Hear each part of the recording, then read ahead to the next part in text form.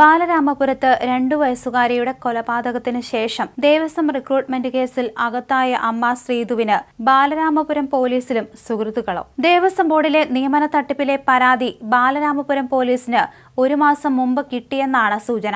എന്നാൽ ഇതിൽ അന്വേഷണം നടന്നില്ല. ഈ ഒരു സാഹചര്യം അറിഞ്ഞാണ് തന്റെ 30 ലക്ഷം രൂപ കളവ് പോയെന്ന പരാതിയുമായി ശ്രീധു എത്തിയത്.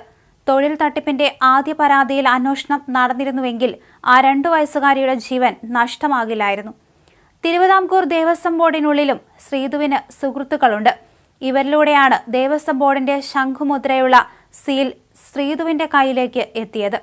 ഈ തട്ടിപ്പിൽ ശംഖുമുഖം ദേവിദാസിന് പങ്കുണ്ടെന്ന അന്വേഷണം പോലീസ് ഊർജിതമാക്കിയിട്ടുണ്ട്.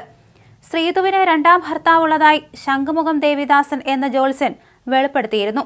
ഇയാളുമായി ലിവിംഗ് ടുഗദർ ബന്ധത്തിലായിരുന്നു എന്നാണ് ജോത്സ്യൻ പറഞ്ഞു വച്ചത്. ഇയാളെക്കുറിച്ചും സൂചനകൾ തേടുന്നുണ്ട്.